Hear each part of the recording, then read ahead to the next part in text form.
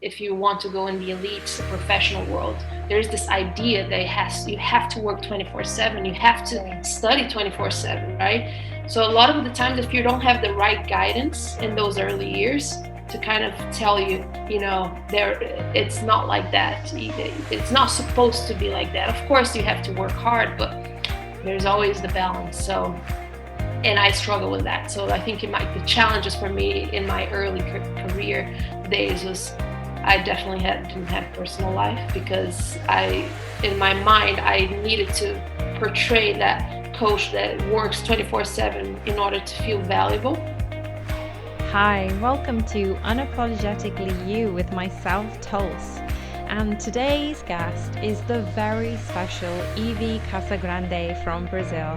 She is someone who pushes the boundaries of her comfort zone, and she showcases this by her education, by moving abroad to study, and she became fully immersed by learning the English language and playing football. She also studied a master's in exercise physiology, and she's coached and did a graduate teaching assistant. So this all contributed to her experience as a coach. Evie always strives to be the best she can in this field, and she uses drive, ambition, hard work to guide her towards a career in sports performance coaching. And what I admire about Evie is she is an incredible advocate for empowering female coaches. And she is inundated with conducting mentorships, leading courses, working with sports science at FAWSL, as well as building a community within her very own mentorship program and coach empowerment network for females and for men too. So thank you for joining us for this very special episode with Ivi Casagrande. And just to let you know, if you haven't already, please subscribe to our Patreon community, where we showcase green room videos, we launch podcasts before they go live to the general public, and we also conduct forums within that platform. So if you are interested, please hit us up on Patreon. The link is in the description below, and we'll look forward for your questions and hearing from you soon. But meanwhile, enjoy this podcast with Evie.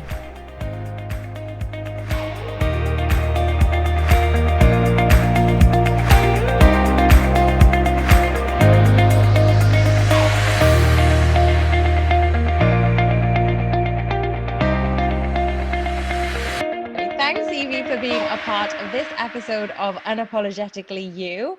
Obviously, Kelly sends her huge apologies because she is in the middle of a move right now. So I don't know how she's doing it in the middle of COVID and moving into a temporary accommodation for now. So I'm so glad that I get you to myself. So thank you so much for taking time out today.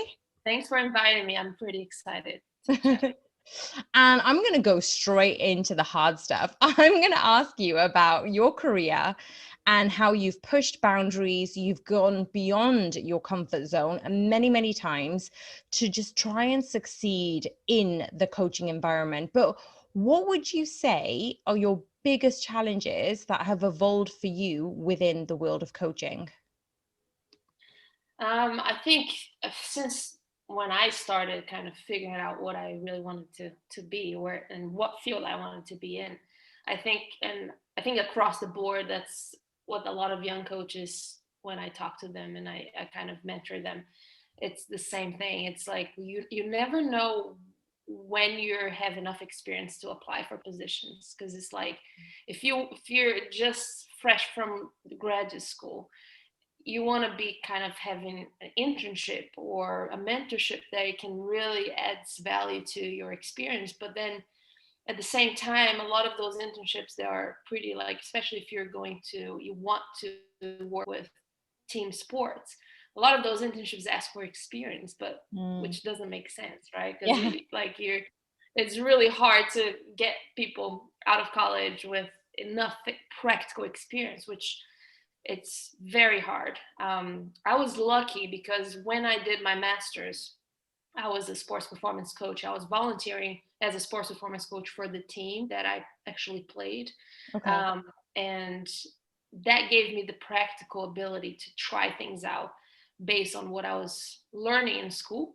And I use my master's summers, so from May to August, because we had off. I used that time to really add my experience, my practical experience. So I went to Exos for 4 months, and then I stayed there for 4 months with the LA Galaxy, and then the following year I decided to do this crazy trip to Europe, which I didn't even have enough money to do it, but I had friends all over the world that offered me their couch, and it was just a really cool experience that it added value to what I was going through.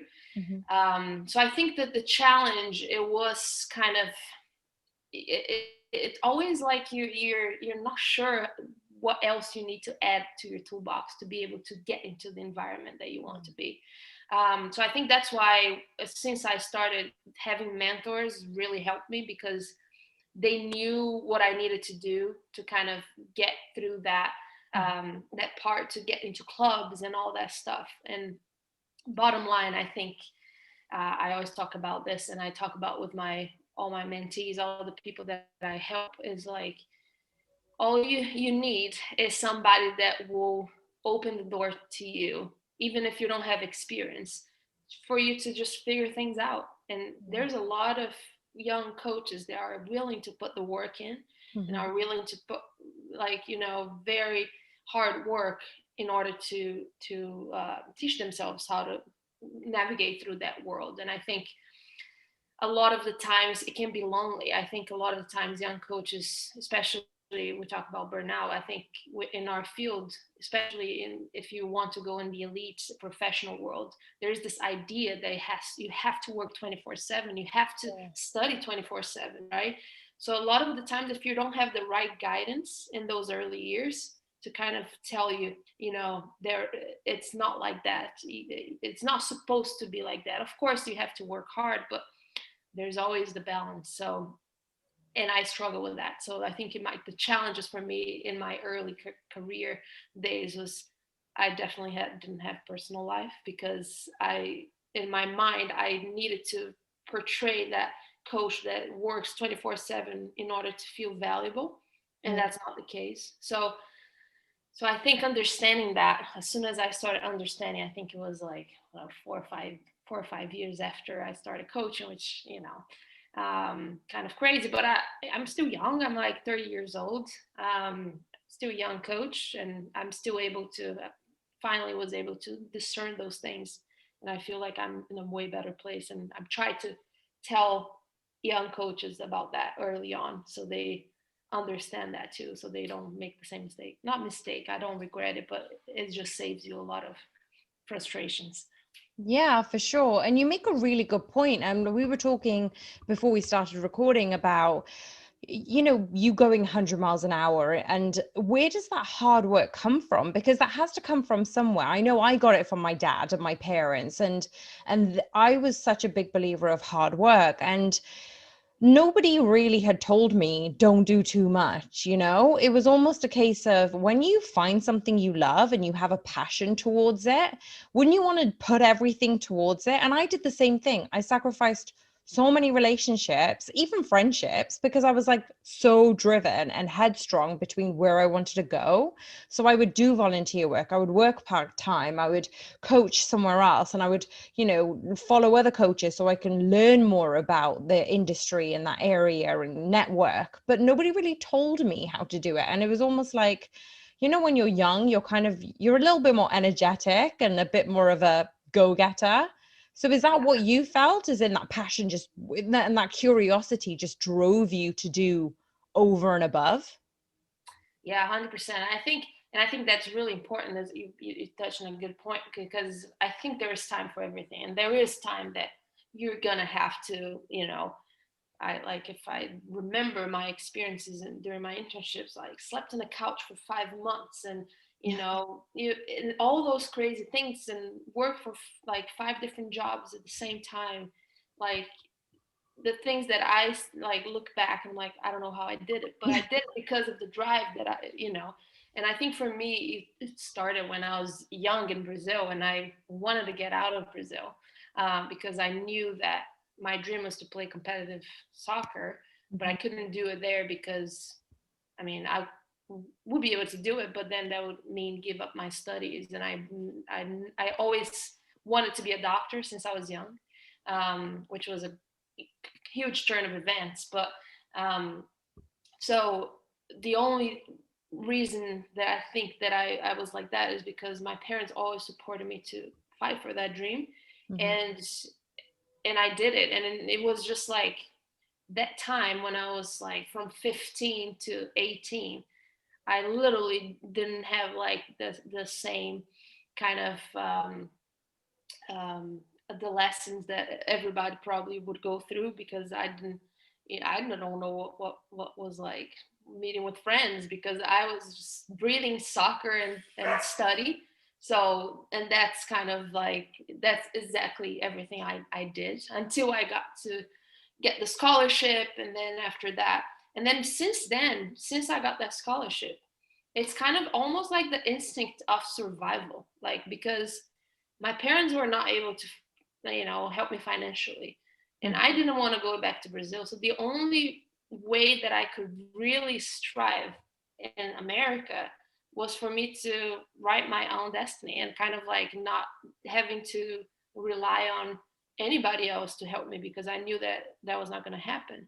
So it's almost like that instinct of like, I need to get that done because I want to get that dream. I don't want to go back to Brazil. I want to continue growing. And when I graduated and I had my degree, and I was about to lose my visa because I was like, it's so hard to get sponsorships with companies in America.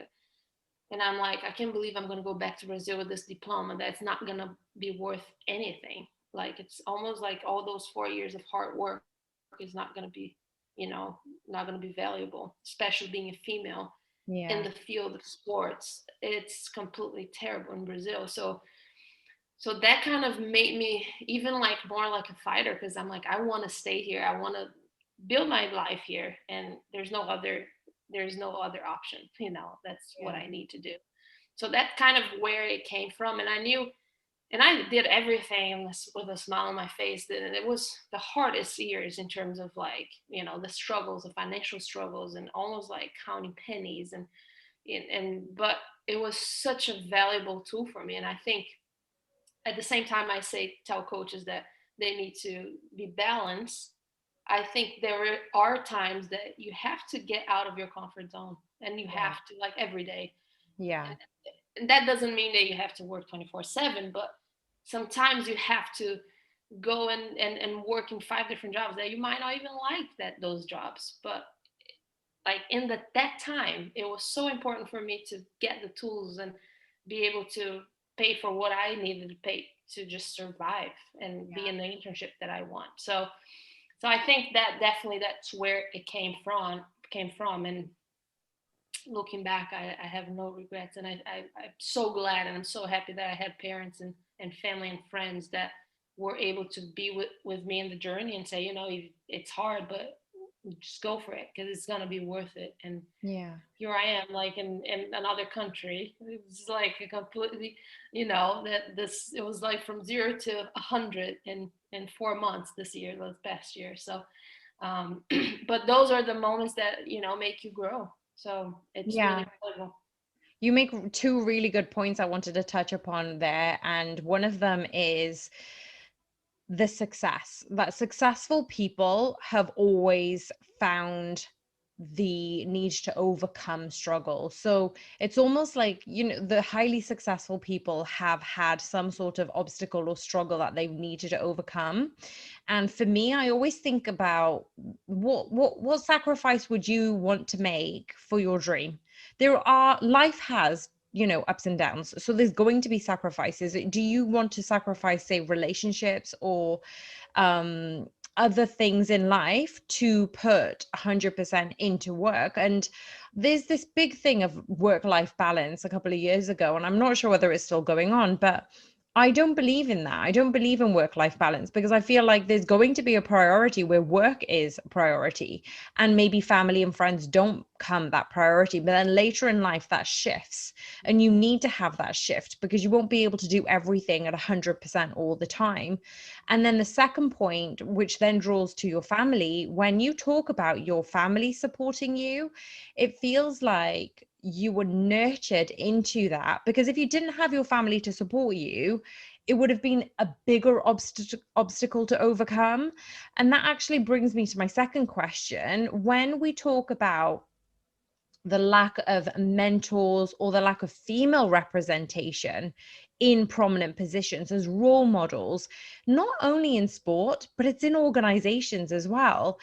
I wanted to ask your opinion on this. Well, what can organizations or companies and sporting facilities do to change their hiring process? And they can then be inclusive of various backgrounds and experiences. So just recently on Twitter, I caused a little bit of a blip in the system where I was applying for a high performance role and I was just intrigued. I was like, okay, well, let's just see the barriers that women come across. And there were obviously the job description and the detail of experiences and qualifications. So as I went into the application, it tells you to sign in. So I was like, okay, that's fine, sign in. And then it said, have you got a UKSEA? Have you got a master's in strength and conditioning? And then have you got a BSc, a bachelor's in sports science? So I had the two. I just didn't have the sports science because I studied social sciences in my undergrad. And as soon as I clicked the first two and I pressed enter, and it was like, you can't proceed with the rest of the application. Thanks for trying, you know. And I'm like, wait a second, surely a master's goes over and above the bachelor's, and also you're qualified as a strength and conditioning coach according to the UK. So already, and that's not gender specific, this is just generally looking at qualifications, and they haven't even looked at my experience yet. So that's a long-winded way of just saying, what are people doing wrong to then look at applications and then not, and to be more inclusive, not just for gender, but for you know, Excuse me. racial equality and injustice and all things of that nature. Yeah, I think with when I was applying for jobs, when I was done with my master's, I got to that point that I was telling you about, where I was not sure like how much experience I had, because I at that point I was done with my master's, but all experience I had was through mentorships and internships. So I was not leading anything, but I had enough experience to kind of understand the world of the practical world and how to navigate through it. And like the same thing happened when like from your experience, I would apply to places and I couldn't even, you know, kind of tell them how, like what what my experiences were, like what my philosophy, because it kind of in the system it can like it Yeah. doesn't allow you to go further. So I think as a female coach, I always say, you know, I think a lot of us, we don't trust that we can handle like leadership positions because Hmm. we think we always think that we're not good enough. But as soon as we start applying more, you Hmm. know, then things are gonna, there's always gonna be people that are gonna for example, I'll talk to you about Red Line Athletics, my position as a director of sports performance, which was my first position out of masters, which I was really surprised that I got it, because I wanted to have more leadership skills, but I didn't have the experience to be a director, and that role was starting something from scratch.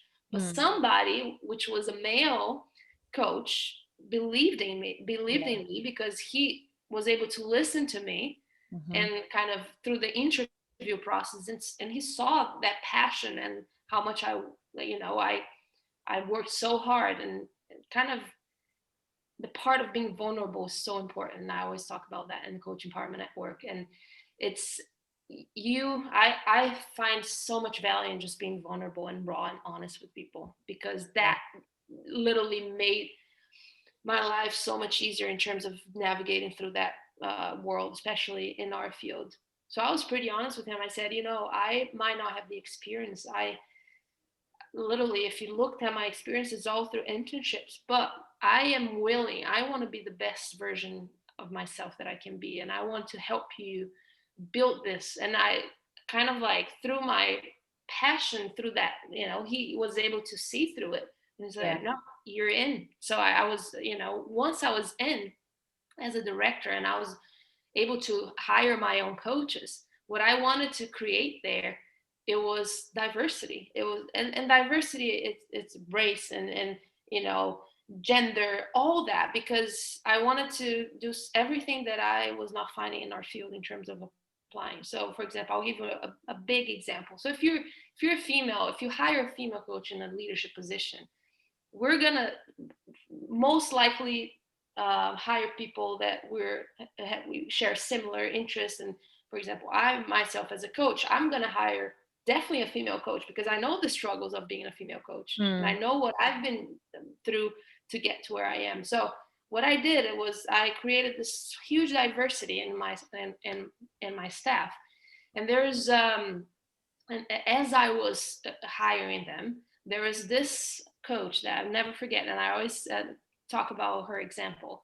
Her name is Rachel, and she, through her resume, she had no experience as a sports performance coach. She played basketball, and she had no experience whatsoever in sports performance. She said that she was passionate about it, but she didn't even have bachelor's or anything like that. But I talked to her on the phone because I wanted to kind of like her resume looked so good and organized, and I could see her passion through that resume, which was crazy.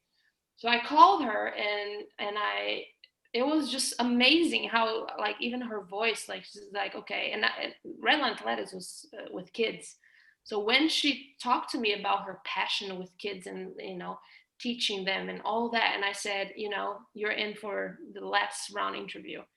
And when I sit down with her, she said, I'm willing to do everything I can to learn and be better. And I said, you know what? And I'm going to give everything I can to teach you everything I know and to Yeah. make you the best coach that you want to be.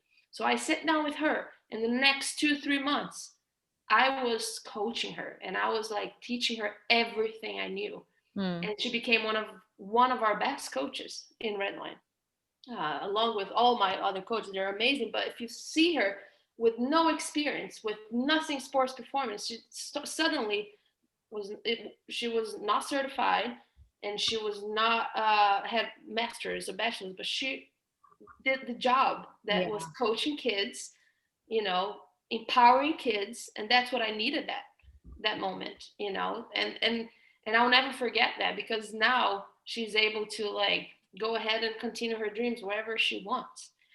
So I think there's always going to be somebody that's going to give you that chance, and I think Mm. there's a big power in connecting with people and having friendships. So for example, like yesterday, somebody that in my circle, a young coach, still he was like super lost and say, I don't know where to start. I don't want to go back to Brazil. He's here in Europe. I Yeah. call a friend of mine who works, in some clubs in Ireland. I'm like, can you give this kid a chance for like a volunteer? This kid is wants to volunteer Yeah. unpaid. Can he just help out? Because he has good experience in terms of he's certified, he knows his stuff, and he's passionate and he wants to get better.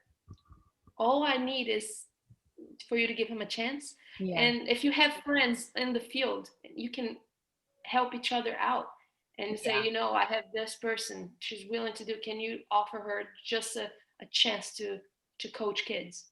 And she's going to make mistakes, she or him, they're going to make mistakes, but they are willing to do it. Yeah. They're willing to go and put the work in.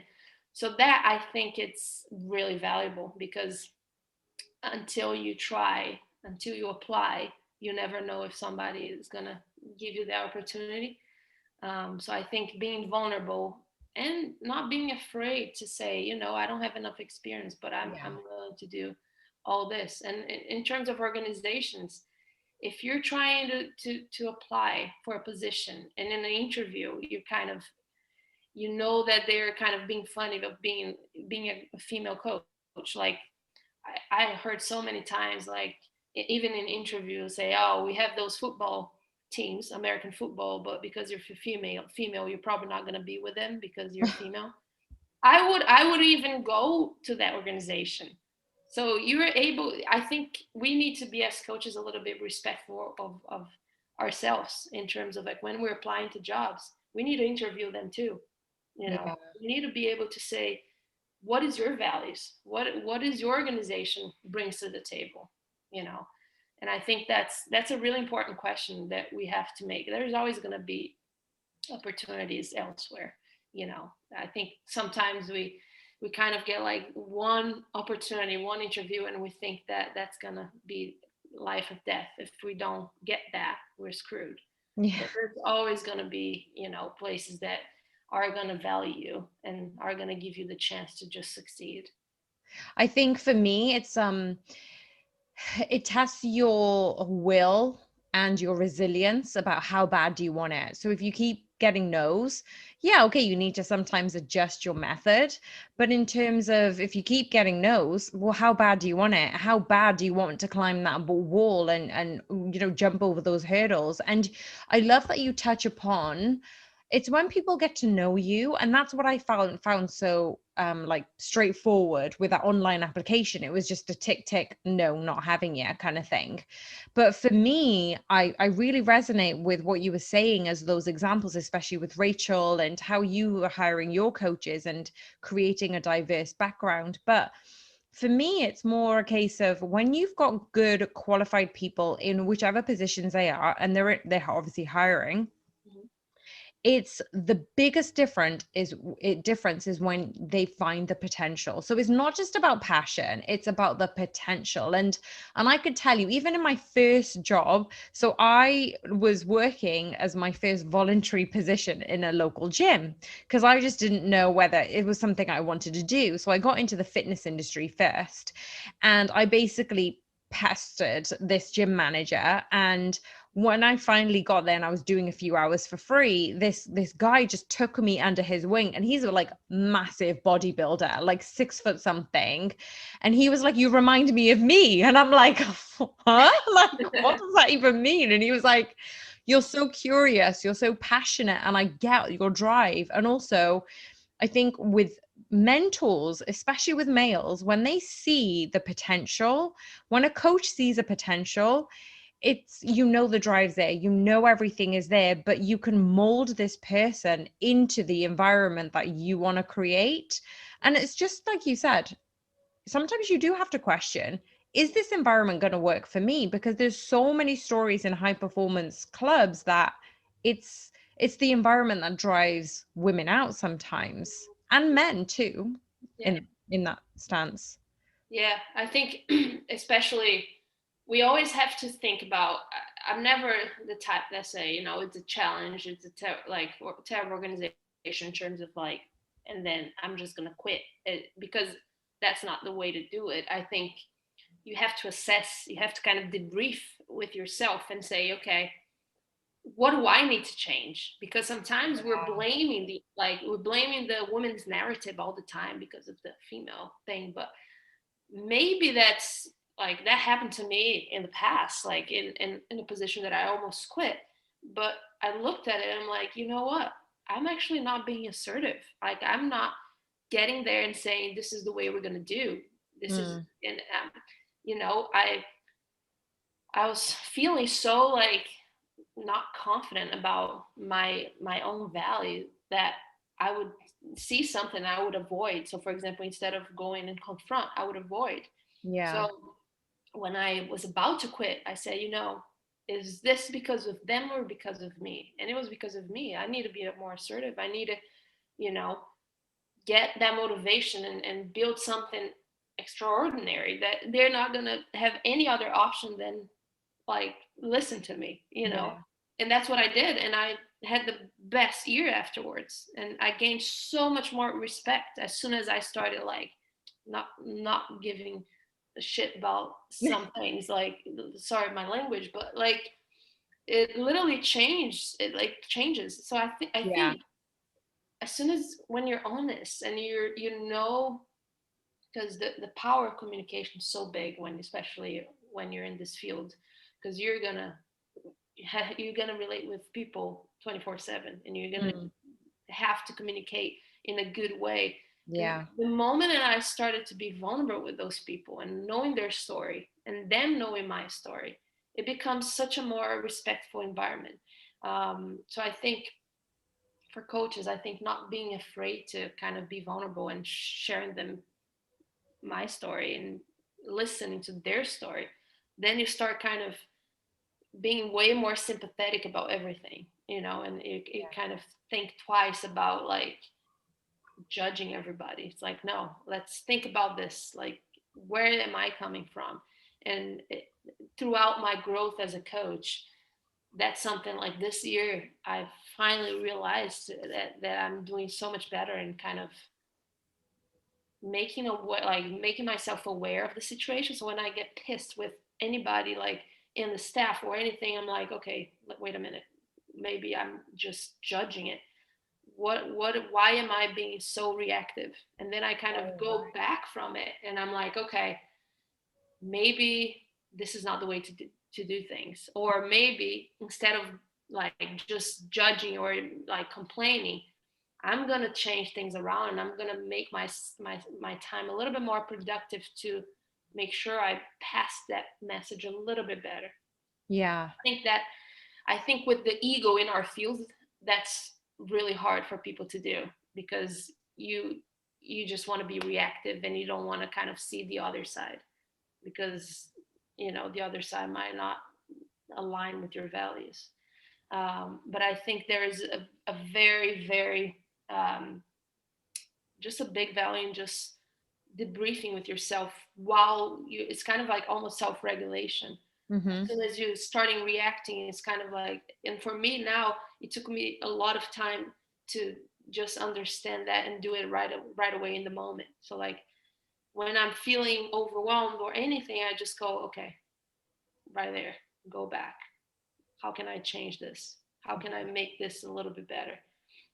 And you get so much more respect, and you just start understanding how to manage relationships, and manage like the staff around you, and it's so much better.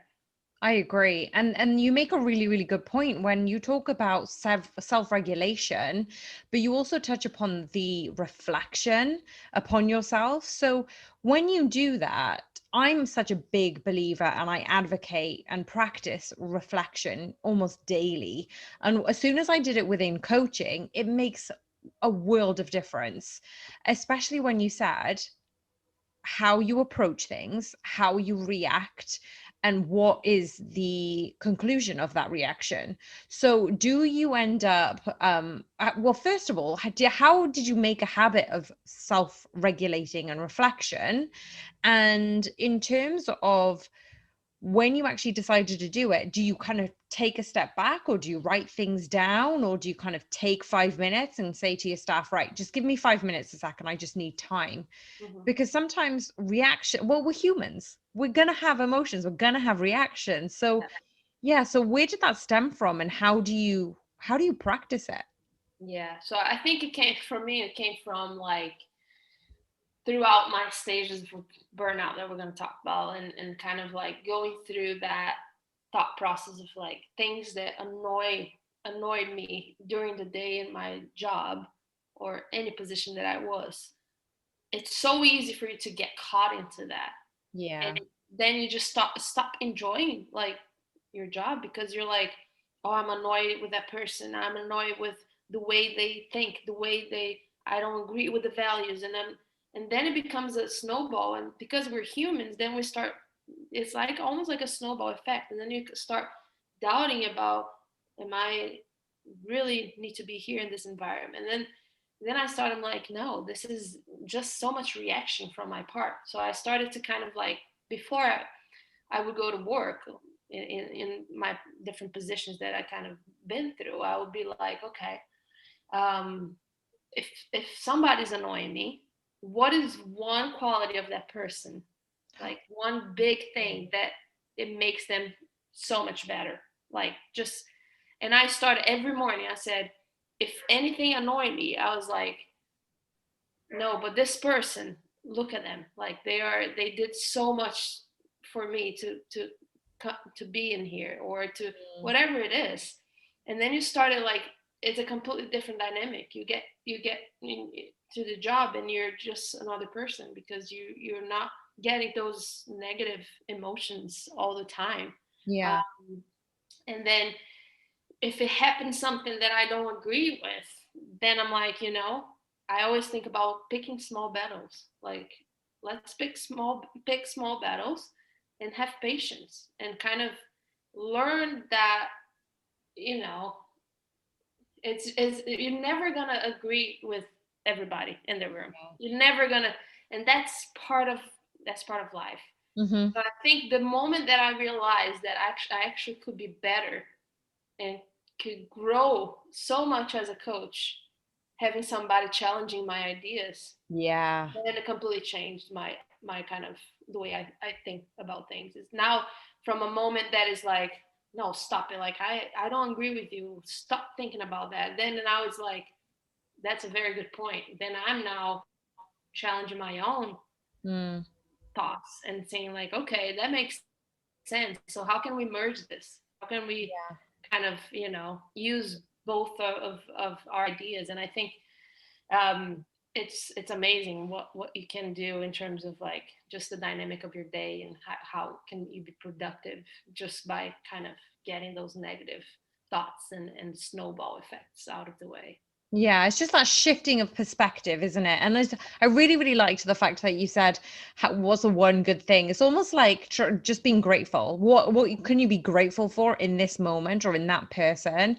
And that shift in perspective just kind of opens up your mindset to a fixed, to more of an open set. And you mentioned earlier, well, we touched upon it regarding burnout. Now, I know I was close to burnout on one particular occasion, but it's an accumulation of, a series of things. It doesn't just happen overnight or over a couple of jobs, I guess. For you, I know that you have gone through stages of burnout twice in your career, and this is such an important area in coaches that, we're not being examples of what a healthy coach should be to our athletes or our clients. Where did that stem from? How did it evolve, and how did you overcome that in your career? And how do you stop yourself? Obviously, self-reflection is a huge thing in that, but how do you stop yourself going back to that position? Yeah, so for me, I had like almost two burnouts in the last 2 years before this year, which is crazy because it's I was pretty happy in my job, but I was just, I the thought of working in elite and professional, the thought was that I had to have, always answer texts and calls 24/7, like, always checking on players 24/7, like being, you know, um, always there 24/7.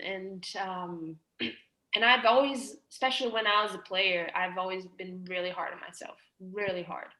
So especially with confidence. So when I went to Orlando Pride, and it was really like a big change in environment, where I was like literally coaching the best players in the world, and my confidence all of a sudden coming from Redline as a director of sports performance, which was super high, because I was like finally developing my leadership skills. Then it went from 0 to 100, and then I was like, well, it was 100 to 0, because I was like feeling really like a lack of confidence and lack of assertiveness. I was like trying to navigate through the world, which it's normal, but I kind of forgot about all my self-care stuff. So like, even I was not working out because I would always like work so late, and then my mind was always like going 100 miles an hour. And then I would get home and I'll work more, and then I would be like, no, I need to prepare, stuff for training tomorrow and all that. And that was a vicious cycle, Yeah. complete vicious cycle. And then it got to a point that I'm like, I can do this. I cannot do this anymore. And I almost quit because I was like, that's not where I want my life to kind of go towards. And when I left, I was in a much better place. The second season with them was because I made a lot of changes on a lot of stuff, and it got better. And then I had to move to Europe the last year, which was a completely like it was just such a lot going on. Like Yeah. we had to move countries really last minute because of visa problems with my wife, and then we had to go sell everything. We're gonna get married in November. We had everything set up. Like I put all the deposit. Our families would go to Orlando for that. Then all of a sudden everything is gone because of COVID and all that, and you know she lost her job and all that stuff. So we were like, okay, we're gonna go to England then because she's European. So there was a lot going on there, Hmm. and there was a lot of changes. And I got a new job, and I got in a completely new environment, new club, which was amazing. But I think I kind of got to the point that I it was there's so much kind of like in a snowball effect Hmm. that, and I forgot to take care of myself here again. And then I had like a panic attack, like in the middle of the night, where for the first time I never had that, and it was like really scary. I thought I legit was dying, and I think a Yeah. lot of people that I talk in my circle had the same thing, which is crazy, but nobody talks about it. That's why I'm like so open to talk about it, because it's Yeah. like it happens, and I'm glad that it happened, because it really made me completely change the way I see things, and kind of like, I have to put limits on, if I'm out of when I'm done working for the day, I'm done working for the day. I go home, I'm present, I spend time with my family, with my wife and my dog, and I completely turn everything off. And Yeah. I think I'm really lucky to be in a club that really supports that, and it supports, like, as soon as I had my panic attack, I had access to counseling, like a bunch of sessions of counseling from the club, and it was just kind of really good. And we have like psychology support for staff too, which never happened to me before in terms of positions, which I think that's something that is, we need more of that, especially in our field, because we do kind of, there's a lot of people in our field that go through the same thing. Yeah. So for me, it's from that moment, which was 6 weeks ago, to now, I'm a completely different person, because I had to change everything, because I didn't want to, I don't want my life to go to that place Yeah. anymore. So, just simple things like morning routines. I literally do not check my phone until I'm done with like my little meditation, because all the time we're like, first of all, I stopped doing checking my phone before going to bed. So Yeah. I That's started, big. yeah, I started reading a book before bed. So Yeah. before I start reading a book, my phone is in airplane mode. Yeah. Um, and then in the morning, I don't check my phone until I get my little meditation, my kind of mindfulness session in my Yeah. mobility before I go to work. And then I'm a completely more productive person, Hmm. and then be more present. So like I mean, if you know me, I was really present in social media with all videos almost every day. And I'm like, I need to stop that. Like I would Yeah. post it every now and then, but I was so, you just get kind of like engulfed by it.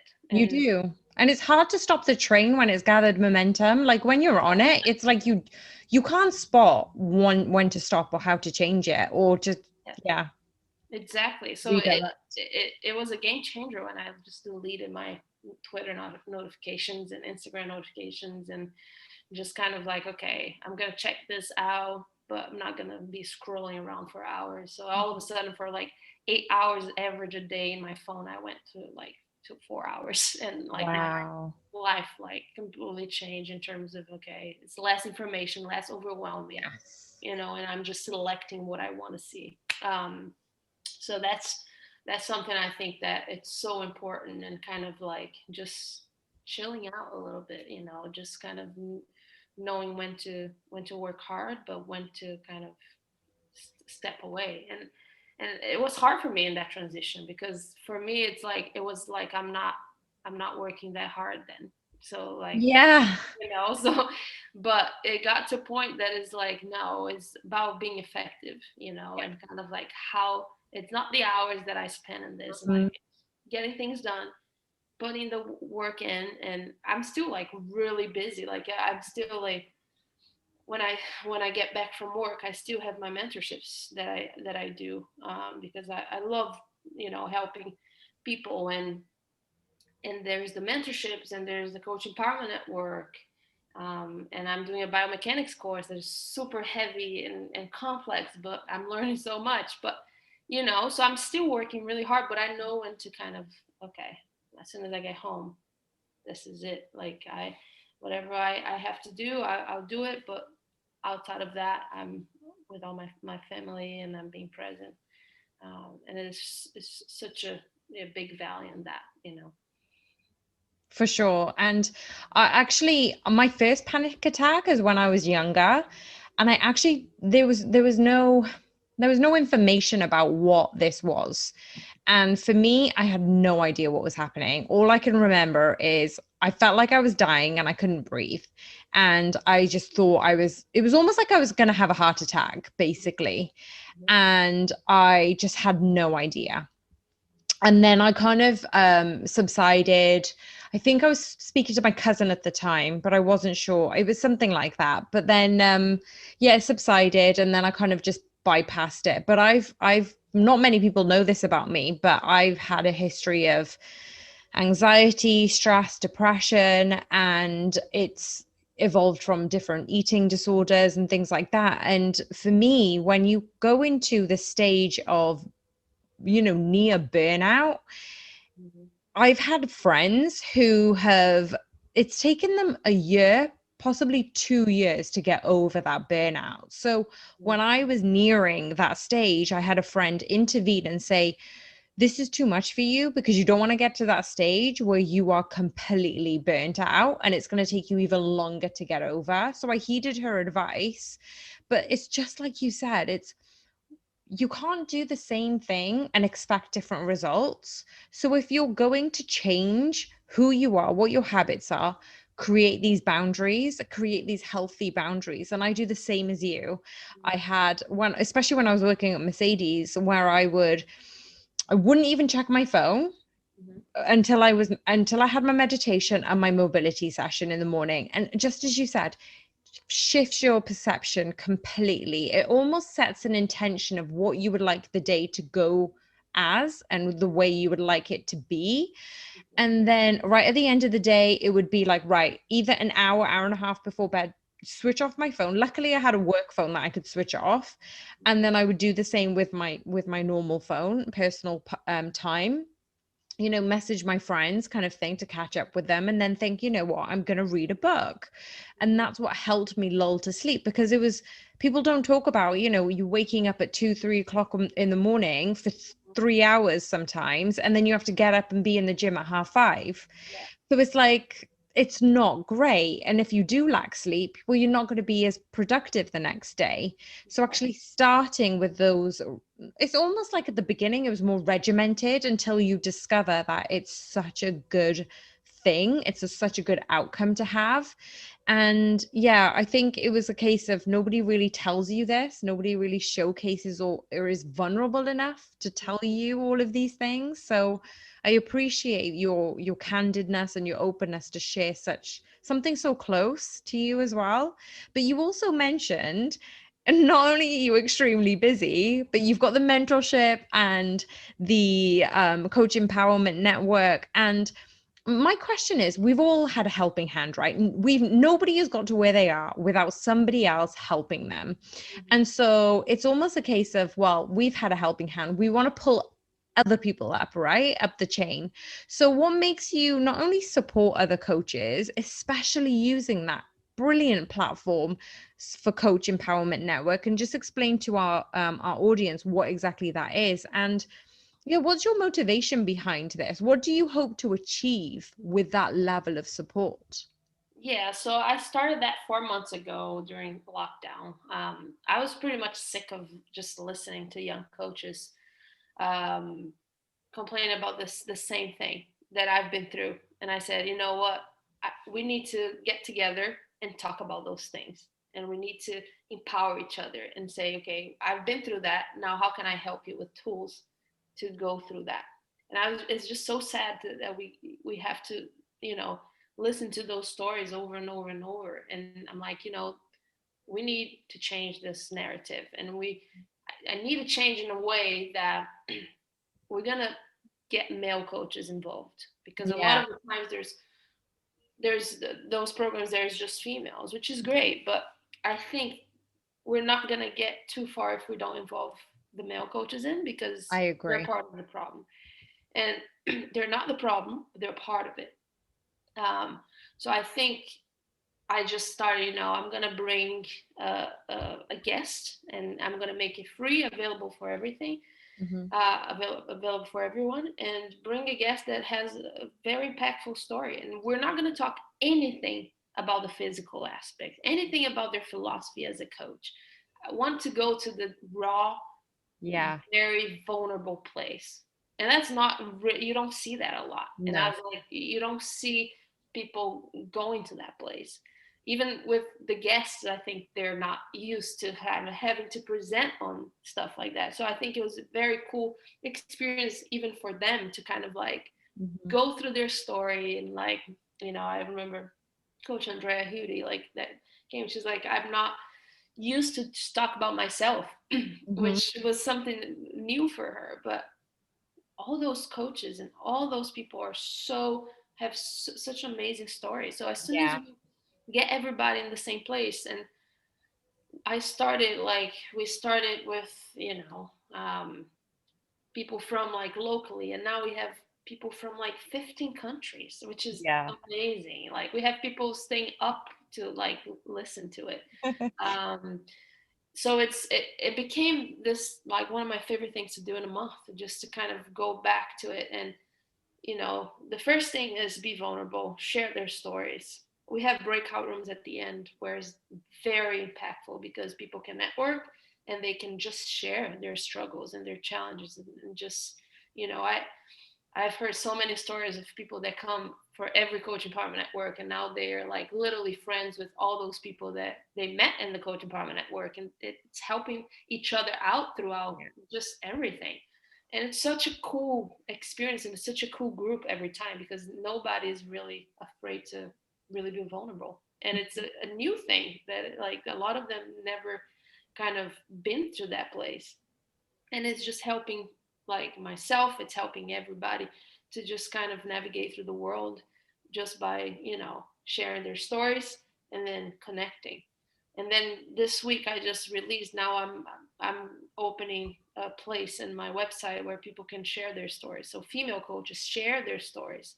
um, and then if they want to present, I'm going to start bringing those people, not only the people that are in the NFL, all those like big organizations. I'm going to still bring those people, but I want to showcase the people that are still fighting to get through that world. And I think I found so much value in just being vulnerable and sharing the stories, because we all been through the same thing, if like Yeah. a lot of the times. And that just makes everybody see that behind that coach that's a successful coach, there's a lot that kind of they had to fight through to get to where they were. And it's kind of like really good familiar feeling that if you're going through the same thing, to know that they've been through the same thing and now they're successful. So yeah, so it's we're doing a one session a month, and where we bring different guests, and the idea is to just keep talking, keep being vulnerable, and keep networking, and kind of, it's been so good. I'm just literally what I'm looking forward to every month. It's just so much fun. I agree. And you've got me hooked as well. It's not only with a guest, but the extensive members who join in. Mhm. And for those who are listening and thinking, well, what are you guys on about? Well, I'm going to put it in the description below and you can sign up and, just basically come and join in, because what Evie has done with this platform is just open up a whole new world, as you said, a vulnerability. And everybody hears about the coaching side of things, the programs, the periodization, what sets and reps they do, but actually nobody has told their story. And that was one of the reasons that when I have coaches on this podcast, when Kelly and I interview, we we know about the coaches, we know about the qualifications, but what is it about you that makes you unapologetic? Like, what makes you you? And, how raw can you be? How real can you be? And that's what we wanted to showcase as well. Like, a career is only one part of our personality. The rest of it that has got us here, who are we, right? And Exactly. if you can resonate with that, that's definitely reaching out to, especially for new coaches who, like you and I, may not have had that narrative, may not have heard. It can get really hard, but don't worry, because you'll get there. And the times where we almost broke down or we wanted to quit. Well, if you've got somebody there saying, I'm not the only one, Hmm. I'm going to keep going. It's such an impactful, empowering thing, network to have, really. Yeah. So yeah, it's Yeah. absolutely incredible that you've decided to put that out there and include people from various backgrounds, and males and females, so it's all inclusive. um Exactly. and so earlier, actually, you talked about social media and how you were obviously pushing your own personal brand on social media, but you've obviously veered away from what's the essentials of social media, right? Mhm. And I just wanted to know, how important would it be for young coaches? Because obviously the younger you are, the more um interest you've got in social media, as in, you've been brought up with it, kind of thing. Like, I wasn't brought up with it, it came later. But for young coaches, obviously it's a necessity to network. Mhm. So what's the importance of it, and how did you utilize it? How are you utilizing it now, not only with this coaching empowerment network, but through other means? Yeah, I think for me, when I started, I was at Redline, and the fact that I was putting my work out there, and I was making connections at the same time, and I was like talking to different coaches in my niche, which was youth-led development, especially at Redline. Um, it really helped me just kind of tell people about my story, and that's about not only my story but my philosophy as a coach. And it really helped me to kind of make more connections, and kind of like continue to navigate through that world. And I think if I if I kind of go back to it, I think I was, if you would ask me that 2 years ago, I'll probably be more like, no, you have to put your stuff out there, and you have to be really consistent, and you have, now after my burnout, and I'm like, no, it's important, but it's not everything. I think it is important for you to share the work you do, because I think that there's something that I think it brought me confidence to know that there's a lot of coaches that actually found what I was putting there really helpful, and they're using with their teams. So I Mm, think there is a really good value in kind of exploring different ways that people do things, and kind of like develop that critical thinking. So I definitely think for network purposes is great, but I think just not be afraid to network, to showcase your work, like what you do. And if that, it's just, I wouldn't do it every day 24/7 like I did in the past, just because like I was just like, I just felt the need to always keep going, and that gave me a lot of overwhelming feelings. Like, I know I get home, I have to create content, I have to create content, and yeah. it was just hard place for me to be in. So now I'm way more balanced. I'm like, when something that comes to my mind and say, I need to tell the world about it. I need to, because I know it's going to be beneficial for other coaches. Then I just, if I feel like filming, if I feel like putting it out there, I'll do it. Yeah. Not more like the pressure. But again, I think it's important to showcase your work and just have that person, like that brand, that like kind of like it can help you, especially with the COVID world. It was because of that people knew about me, and I was able to create a mentorship and create the Coach Empowerment Network, because a lot of people knew the work that I was doing, and they had trust because a lot of them liked the work that I did. So I think that there's always good value on doing that. To the extent and how much, then it's up to the person, up to what their goal is. So if of course, like I'm a full-time, have a full-time job in professional sports, so that kills a lot of my time. So Mm-hmm. that's why I don't post that much anymore. Yeah. But during lockdown, I had more time on my hands, and I wanted to develop my personal brand. Then I spent more time in it. So I don't think there's a right or wrong. I think it depends on what the person what's their goal. For me now, it's to just keep sharing information that's going to be valuable for coaches, which is my main reason why I do it. That's a good purpose. And that's going to lead us into our quick fires. And you kind of touched upon it just on that last answer. And so some of the quick fires, one of them is, what is your coaching? And I'm going to add in, what is your personal philosophies in life? Yeah, so that coaching philosophy question is always tricky because it evolves like every day. It's always different. So I think for me, from the last kind of years, last 2 to 3 years, it really blended together. I think kind of the person and the coach, because before it was like, especially when I coached collegiate, it was almost like it was two Evies. It was it was the coach Evie, and it was the personal Evie. And now I'm one, and then I'm not afraid to show my personality. I'm not afraid to be vulnerable. Not afraid to tell my players, that I have a wife, that I have a dog, that I want to have kids. And I don't care about sharing that. And I think Yeah.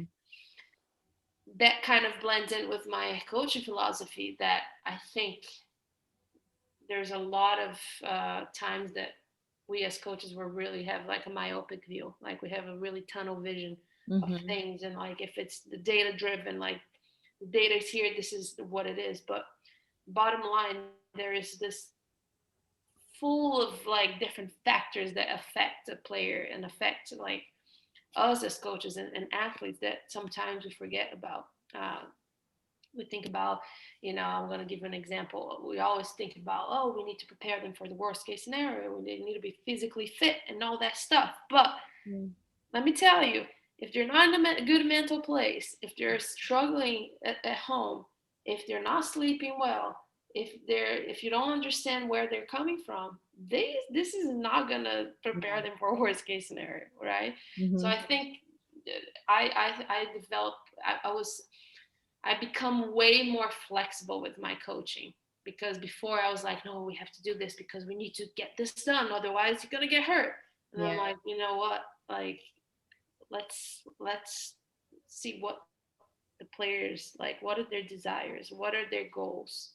And then it's it's what we want to do, because a lot of the times it's just us coaching, and this is like what we want to do, but what do they want to do? What Yeah. are you listening to them? So I think that really became something really important for me as I a love person that. too. I Yeah. love that.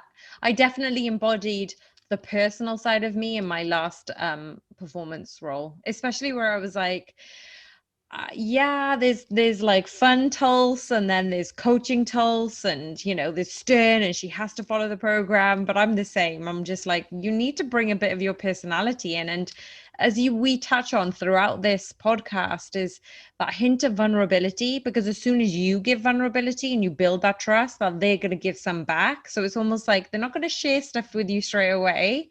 You have to work on it. So I love that answer. That's great, Evie. And what barriers would you say are in place in sport that needs changing, like immediately? Mm. I think that we kind of touched a little bit on this. I think is just having people in our field offering more opportunities for young coaches to develop and just provide a educational environment and kind of like in a place of mentorship and kind of and another thing I think our field is still filled with egos. I think that's like something that's why like I push for vulnerability, because Mhm. I think as soon as we start being vulnerable and listening to other people's stories, then it shifts. Then it's not about us anymore. It's not just about what we want and what we want to do. It's a collective thing. And so I think and you have more respect to each other. So I think those two things, I think that's something definitely that we're still miles away Yeah. for, you know, for getting there. And so I'm going to put your coaching empowerment network details in the description below so people can get in touch. But how can people get in contact with you and see all the amazing initiatives that you're currently doing? Yeah, so I have my website. So it's ivicasagrande.com, where I post all my stuff there in terms of the coach empowerment at work, and always, Twitter and Instagram is one of my biggest ones in terms of just putting everything there, especially the coach empowerment at work's guests and events. So it's always there. So I think those three will be the best way. Fantastic. We'll all put in the description below, as I said. And the final question that we ask all of our guests is, if you were to choose one person, and it could be anybody in the world who's alive, by the way, because we did have that question sent to us going, do they have to be alive? And I'm like, yeah, to interview you. Yeah, yeah. Yeah. Who would you recommend to be a guest on Unapologetically You? Who would you love to hear from? Well, I have a good friend of mine that we actually been through the internship at Exos when we started, and she's just somebody that feel like she has so much to talk about, and her perspective in life, it's so amazing. And she's called Erin Lee, and she was a sports performance coach. She worked with Lauren Lindau, and then now she's pursuing her physical therapy um, degree, which is amazing. So yeah, she's just been like, she just motivates me to keep going, and we always kind of vent with each other, and she just have such a fresh and amazing perspective because of her story and stuff like that. So I think she would be a good person for you to talk to. And who did you say it was? Airily? Erin Lee. Erin. Yeah. Perfect. We will definitely get her on. And if she's listening to this, get in touch with us. Yes. No, I'll tell her to listen. This is perfect. Well, thank you so much for taking time out on a Friday night. You could be doing anything in the world, probably having a date night, and you're here with us, well, with me. And yeah, it's just been such a pleasure to speak to you. And thank you so much again for your honesty, your vulnerability, opening up to things that you have gone through, and hopefully potentially inspiring the younger coaches and just general coaches who have been in this industry for years. We can all learn something from somebody, right? So it's just keeping an open mind. So it's Yeah. definitely it's a huge pleasure to have you on here. Yeah, thank you. It was an honor, and it was very fun. So thanks for inviting me to be in it. You're welcome.